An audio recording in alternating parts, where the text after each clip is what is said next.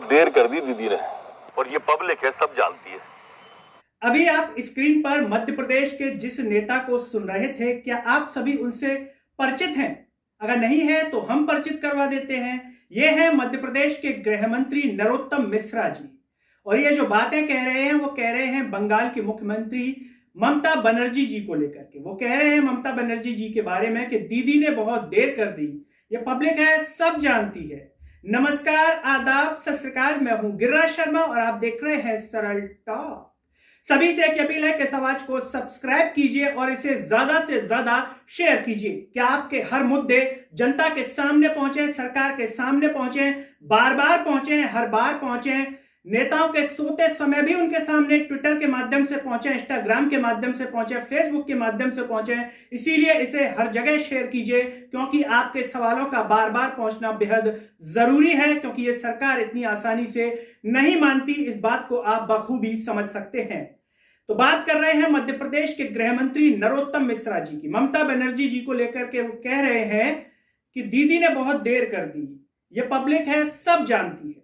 दीदी ने बहुत देर कर दी, तो मध्य प्रदेश के गृह मंत्री नरोत्तम मिश्रा जी ने कौन सी जल्दी कर दी? मध्य प्रदेश के गृह मंत्री नरोत्तम मिश्रा जी ने पुलिस भर्ती में क्या जल्दी कर दी? पुलिस भर्ती जो इतनी सालों से नहीं निकली थी, 3-4 साल बाद निकली। और मध्य प्रदेश के जो युवा इतने आंदोलन कर चुके, सोशल मीडिया पर भोपाल में जाकर के आंदोलन किए, तब जाकर के 4000 भर्तियां निकली। और उसमें भी जो 15000 पदों की मांग कर रहे थे वो नहीं निकली। आयु सीमा को बढ़ाने की मांग कर रहे थे प्रदेश सरकार से, लेकिन वो भी नहीं निकली। सोचिए आप, 4000 पद दिए और इन 4000 पदों के एवज में क्या है? 12 से 12.5 लाख लगभग फॉर्म भरे गए हैं। सोचिए आप, सोच सकते हैं कि कितनी बेरोजगारी मध्य प्रदेश के अंदर है। बेरोजगारी का आलम यह है कि 12 से 12.5 लाख फॉर्म भर गए। इतनी देर बाद ये पुलिस भर्ती निकली, तब युवाओं को जाकर के मौका मिल रहा है। लेकिन कई आयु सीमा के कारण कई बच्चे इस परीक्षा को नहीं दे पाएंगे। जो आयु सीमा की मांग कर रहे थे कि 37 साल, वो नहीं की मध्य प्रदेश सरकार ने। और इसके साथ ही 15000 पदों की मांग कर रहे थे, वो भी नहीं दिए। तो मध्य प्रदेश के गृह मंत्री नरोत्तम मिश्रा जी को बताना चाहिए कि उन्होंने कौन सी जल्दी कर दी। आप सवाल उठा रहे हैं ममता बनर्जी जी पर, अच्छी बात है, सवाल उठाना चाहिए। तो सवाल जब खुद पर आए तो उसका भी जवाब देना चाहिए। वो कह रहे हैं कि पब्लिक है, सब जानती है। तो क्या मध्य प्रदेश का युवा नहीं जानता ये सब? मध्य प्रदेश का युवा भी तो जानता ही है कि उसके साथ छलावा कर रही है मध्य प्रदेश सरकार। युवा जानता है कि मध्य प्रदेश सरकार कितना बेवकूफ बना रही है इतने सालों से, चाहे वो कई मामलों को लेकर के हो, पुलिस भर्ती के मामले को लेकर के हो, शिक्षक भर्ती के मामले को लेकर के हो। गृह मंत्री नरोत्तम मिश्रा जी जिक्र कर रहे हैं यहां पर रसोई का। वो कह रहे हैं कि हमारे समय में दीनदयाल रसोई चल रही थी, हम उसे चुनाव से नहीं देखते। दीनदयाल रसोई अरसे से चल रही है, हमने तो चुनाव में ध्यान में रख के कभी नहीं किया। कांग्रेस ने बंद कराई थी। दीदी को समझ लेना चाहिए कि वो जनता को इतना भी नहीं समझे कि वो समझ ही नहीं पाएगी उनकी ये चुनावी रसोई है। इसका नाम ममता रसोई की जगह चुनावी रसोई कर दें। अब आप बताइए कि जब उपचुनाव चल रहे थे, मध्य प्रदेश के जो गृह मंत्री नरोत्तम मिश्रा जी कह रहे हैं कि हम जो चुनाव से नहीं आते, रसोई की बात कर रहे हैं, तो मुख्यमंत्री शिवराज सिंह चौहान जी ने उपचुनाव के समय क्या इस प्रकार के दावे नहीं किए थे, इस प्रकार की बातें नहीं कही थी? युवाओं को साधने के लिए उन्होंने नहीं कहा था, रोजगार को लेकर के उन्होंने नहीं कहा था चुनाव के समय? तो क्या एक चुनाव को साधने की बात नहीं थी जो यहाँ पर वो जिक्र कर रहे हैं गृह मंत्री नरोत्तम मिश्रा जी? इन सारे सवालों के जवाब आप साथ साथ वीडियो देखने के साथ साथ कमेंट में जरूर दीजिए, क्योंकि ये बेहद जरूरी है आपकी राय। अब यहाँ पर सवाल खड़ा होता है कि शिक्षक भर्तियों को लेकर के। ये पब्लिक है, सब जानती है, ये युवा है, ये भी सब जानता है। ये 3-4 साल से इंतजार कर रहे हैं अपनी नियुक्ति को लेकर के। मध्य प्रदेश के गृह मंत्री नरोत्तम मिश्रा जी को बताना चाहिए यहाँ पर, क्या इनके साथ देरी नहीं हो रही है? क्या ये जल्दी हो रही है? इनकी अगर भर्तियां हो भी जाएंगी, इनकी अगर नियुक्ति हो भी जाएगी, ज्वाइनिंग हो जाएगी, तो क्या वो बहुत जल्दी हो जाएगी? क्या इसके लिए किसी को दंडात्मक कार्रवाई नहीं करनी चाहिए? किसी के ऊपर जो भी इसके लिए जिम्मेदार है, खुद के ऊपर दंडात्मक कार्रवाई नहीं करनी चाहिए? कि आखिर 3-4 साल इंतजार क्यों?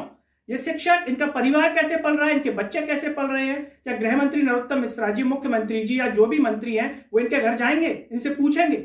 अगर इस बीच में किसी के साथ किसी भी प्रकार की अनहोनी हो जाती है, मानसिक प्रताड़ना से कुछ हो जाता है, तो कौन जिम्मेदार होगा? क्या मध्य प्रदेश सरकार तभी जागेगी जब कोई अनहोनी होगी? अनहोनी होने से पहले क्या इनकी कोई मदद नहीं की जा सकती? आर्थिक स्थिति पर इनकी कोई मदद नहीं की जा सकती? ये जो शिक्षक है ये चयनित हैं, ये चयनित हो चुके हैं। कई परिवार से सक्षम होंगे, वो अपना खर्चा चला रहे होंगे, लेकिन जो परिवार से सक्षम नहीं होंगे वो अपना खर्चा किस तरीके से चला रहे हैं? क्या मध्य प्रदेश सरकार को इनके लिए खर्चे की व्यवस्था नहीं करनी चाहिए? क्या कोई अनहोनी होने पर ही वो किसी प्रकार की घोषणा करती है सरकार, उससे पहले नहीं जाग सकती मध्य प्रदेश सरकार? ये सारे सवाल मध्य प्रदेश के गृह मंत्री नरोत्तम मिश्रा जी से है, क्योंकि वो यहाँ पर ममता बनर्जी जी से सवाल कर रहे हैं, तो उनको भी इन सवालों का जवाब देना चाहिए कि ये भी युवा है, ये सब जानता है। आने वाले समय में जब चुनाव होंगे तो ये बातें सब इनको भी याद रहेंगी। या फिर क्या लगता है कि नेताओं को ये लगता है कि ये भूल जाएंगे? मध्य प्रदेश के जो पुलिस अभ्यर्थियां आंदोलन किया, सोशल मीडिया पर ट्रेंडिंग कराया, क्या नेताओं को ये लगता है कि युवा कितने दिन तक ट्रेंड कराएगा सोशल मीडिया पर, कितने दिन तक रोड पर आएगा? क्या नेताओं के मन की ये मानसिकता ही उन्हें इस प्रकार का बल देती है कि कितने दिन करेंगे?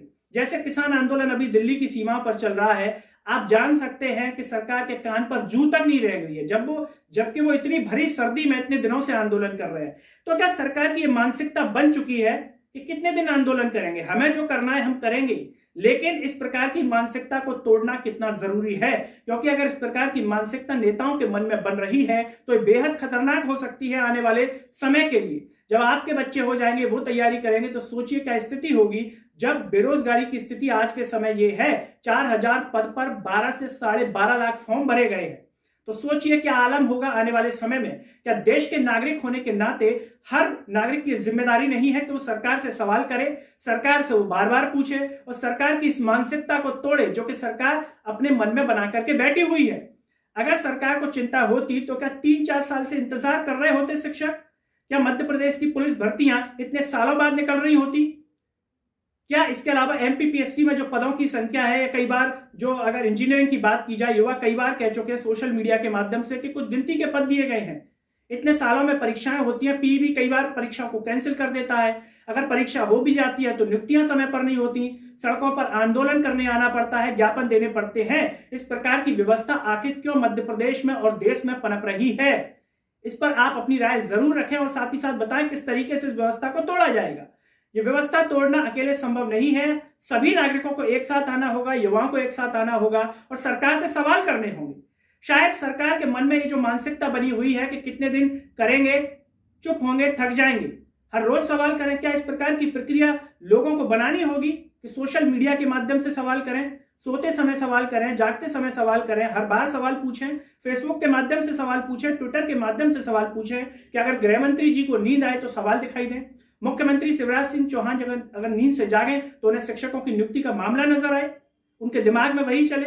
एक तरफ उनके जो पुत्र हैं शिवराज सिंह चौहान जी के, वो अपने आप को युवा कहते हैं, युवाओं के मुद्दे उठाने की बात करते हैं, तो आखिर यहाँ पर क्यों नहीं दिख रहे? वो क्यों यहाँ पर शिक्षकों के लिए वो लड़ते हुए नजर नहीं आ रहे? क्यों यहाँ पर एमपी पुलिस के अभ्यर्थियों की जो मांगे थी 37 साल आयु और 15,000 पद, क्यों इसको लेकर के उन्होंने कोई इनिशिएटिव नहीं लिया? तो क्या इनके द्वारा कही गई बातें सिर्फ एक कहने के लिए होती हैं, सिर्फ एक ढकोसला होती है, उनमें कोई वास्तविकता नहीं होती? क्योंकि अगर परिणाम जमीनी स्तर पर नहीं दिखाई दे रहे हैं तो मजबूरी में ये बात कहनी पड़ रही है कि आखिर ये अच्छी बातें सिर्फ कहने के लिए होती हैं, लेकिन हकीकत में मदद करने के लिए सरकार साथ नहीं है।